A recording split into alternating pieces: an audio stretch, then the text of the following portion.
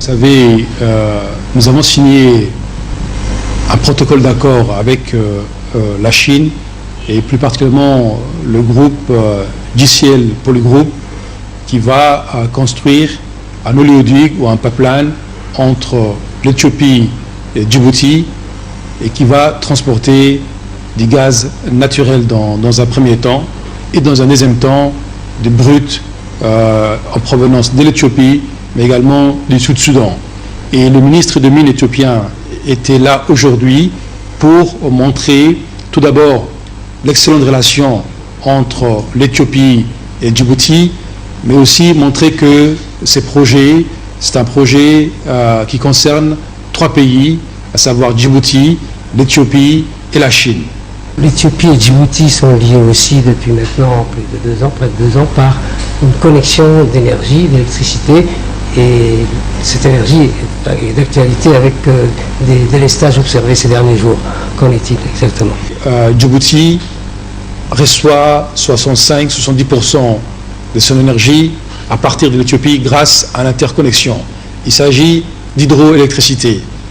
Malheureusement, il y a une partie de la ligne qui est en maintenance et comme l'a indiqué le directeur général de l'électricité de Djibouti, l'ingénieur Jamal Guelleh, aujourd'hui va se terminer cette maintenance et d'ores et déjà nous présentons nos excuses à la population djiboutienne pour le désagrément occasionné par les coupures et les délestages d'électricité. Le leadership djiboutien, à savoir son excellence Omar Guelleh, que le président Obama a accordé cette visite parce que ce soit dans le domaine économique, dans le domaine social, dans le domaine de la paix, de la sécurité, notre président a montré un leadership dans la sous-région et les États-Unis, à travers son président, M. Barack Obama, a voulu rendre hommage tout d'abord à ces leaderships.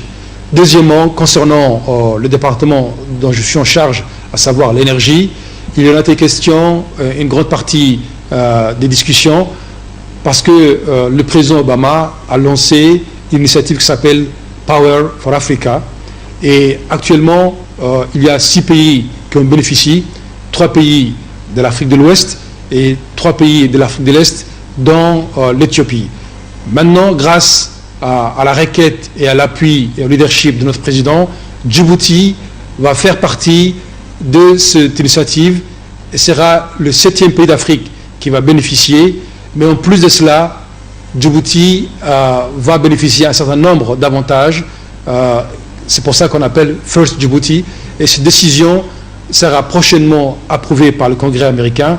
Mais en ce qui concerne l'énergie, les États-Unis, à travers son président, M. Obama, a pris un engagement ferme pour que Djibouti résolve définitivement son problème d'énergie.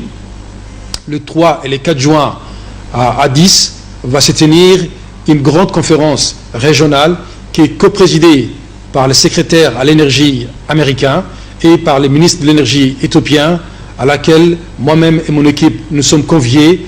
Cela démontre, si besoin est, non seulement l'engagement, mais la rapidité de la décision.